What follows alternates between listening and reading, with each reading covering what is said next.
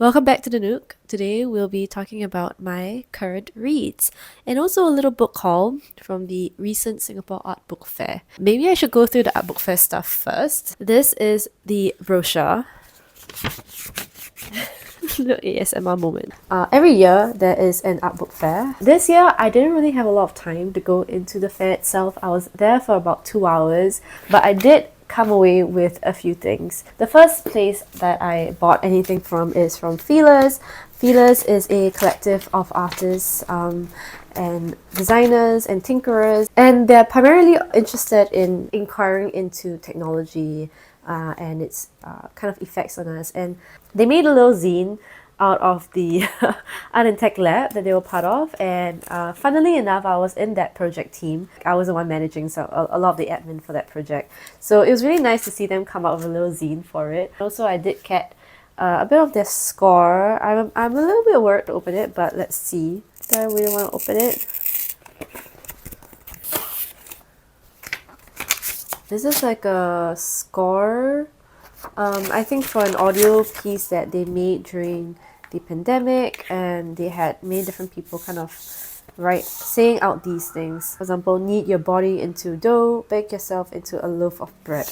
They did have a Spotify where they uploaded this audio. Next thing that I got is just a bunch of like Art Review Asia magazines, and this has Shubigi Rao on it, and Shubigi Rao has work that I really adore. I was quite curious to see how they profiled her, and also there were just a lot of other things in here. Okay, and the last book that I got, or the last zine I guess that I got at the fair, is this really cute. I think it's from a visiting booth. They're from Taiwan, if I'm not wrong.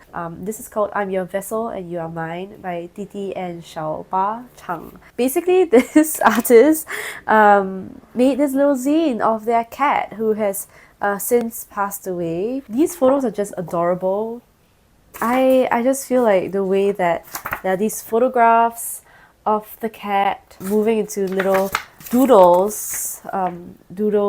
This is the cat scratching the owner, and there's little like scrapbook collages of the cat's artwork. How it concludes in the end, these little sketches of the silhouette, and you can identify these poses, these little shapes so clearly. It's just so beautiful, and it's hand stitched. How we archive these memories, how we remember people that we love and the pets that we love in our lives through the objects, through the textures, through the shapes. Nice little book that talks about also grief in a way. Also not just about pets, but how do you grieve a presence in your life that was so felt. I would love to do something like this for my own cat, honestly. Yeah, so those were the things that I got from the Singapore Art Book Fair. Quite simple this time round. I know if you've seen some of my previous hauls, I definitely had a lot more than this. Anyway, I also wanted to talk about the books that I'm currently reading. You would know that I have a few inquiries I have in my life right now, reading threads I have, and this is something I really enjoy about reading nonfiction, particularly because there are these themes that kind of show themselves to me over a period of time without me even intentionally seeking them out. Definitely in my early days in booktube, I was reading a lot about the environment, I was reading a lot about work. I was also just reading a lot. Like a lot. I feel like a diverse reading diet is where it's at, guys. No more just reading one genre. We gotta read all. I've been reading this book called Living Rooms. Let me get it for you. It's a book that I bought like a year ago. It's about living rooms, obviously. It's about, as you can see in the title, it talks about history, theory, and a little bit of memoir as well. How the house and its meaning changes throughout the times. And also just really about the political significance of our homes. I can't even afford rent, so I think to even think about affording a home is quite crazy to me. I think it's so cool to think about living rooms as this space that you can learn a story from, not just like in terms of personal history, but also in terms of political histories, or even just political meaning. Like we all come home to something, and that also makes me feel like what really exactly is a home, and who gets to own that home, who gets to determine how it looks like, who gets to say what makes a home, or who deserves a home even. So far the author talked about his grandparents, and how living rooms and homes were like for them. One interesting insight that I've gotten so far from the book is talking about home decor trends, right? And how today's home decor is this very plain and simple, very like cookie cutter, very like easy to mold kind of aesthetic. And that kind of speaks to how we start to see homes as a asset today. Like we see it as a property, we see it as something to be traded quite easily, that what is important is that we can move in and out of a home quite easily, versus in the past when you would see a home more as a something that you owned for the most of your life or to pass down to your children. Therefore, the home decor of the time would reflect something that's quite much more intense, right? You would want to buy decor that reflects yourself, reflects your personality, reflects taste, or something that can be inherited for multi generations.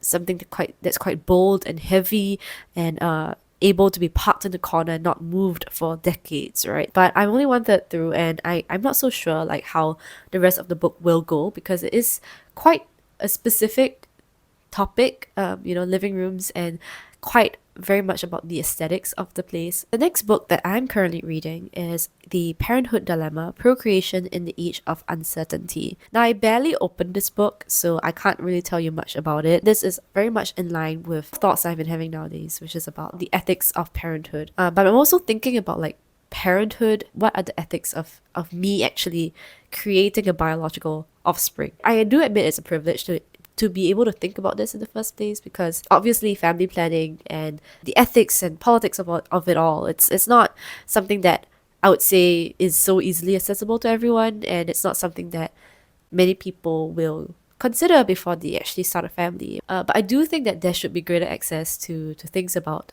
ethics, around general parenthood, and especially in today's world where we do see the climate crisis, and all that. And I would never say that I'm against or for children. I think what I'm for is choice. I do think that parents must have the choice to be able to have children or not, and to be fully equipped to have children if they so wish to have children. And that is ultimately the most important thing. And subsequently, for these children, when they are brought up in this world, that they must have the rights to fully own their lives. I think that's the most important as well. This idea of uncertainty, I'm quite curious to see how the author addresses that. I'm very curious about motherhood because I have read a lot about parenting. What makes motherhood different? Even if there's any difference at all, right? This is something very interesting for me in my late 20s to be thinking about this. I don't want it to be read as like me being intrinsically interested in being a mother. I think those are very separate things. Now, the last book I want to talk about is Culture is Not an Industry: Reclaiming Art and Culture for the Common Good, and this is by Justin O'Connor. I am learning a lot about the arts and culture as an industry, not just in Singapore but in the region. So if any of you do have any thoughts and books to recommend about what the role of art and culture is in your own country, that'd be very interesting for me to read. Just familiarizing myself right now with cultural policies, how the whole ecosystem works. Also for myself, as someone who wants to take part in this, how do I do so ethically? How do I make sure that I'm representing artists and their artworks? A conversation that's quite tough to think about when everyone keeps saying that art is not relevant anymore. And for myself, because I'm not specifically an artist, but I am very deeply interested and invested in the arts. It's also a question to myself as to like why I am and where I see it going, and that art for art's sake is always a great thing to have, but bigger than that, it's really conversations around identity and society. Even though I read a lot of nonfiction, I am ultimately invested in ideas. I've always been arts and nonfiction, and I see them as the same thing. Although a lot of people are always surprised that, you like sciencey stuff, you love all these hard facts, but you also love art. I am still learning what it means to be an arts worker, and I'm still reading a lot of books about like what it means for art in this bigger world that we're in. So yeah, that is where I'm at with my current reads. It kind of feels like a little catch up with you all, because obviously what I choose to read is a reflection of where I am in life. You read because you are somewhere in your life, or you're trying to escape something in your life. So it's always like that for me, and I hope this was interesting for you in some ways. Obviously my reading list always changes with the times, so maybe next year I won't be able to finish any of the books that I just talk to you about. So if there's any more books that you want me to read, do let me know, and I hope to be making more videos for you guys. So let me know what you want to see from me next. I have a few ideas planned. I'll definitely be making a reading list on parenting and motherhood in general, but not what you think it is, not the typical like how to prepare myself for motherhood. No, definitely not. I am much more interested in yeah, conversations, difficult conversations around parenting in today's age. That's it from me for now, and I hope this new mic setup is actually good. Happy holidays! I hope you have a good break with your loved ones. Take care, stay hydrated, and I hope to see you in the next video soon. Bye!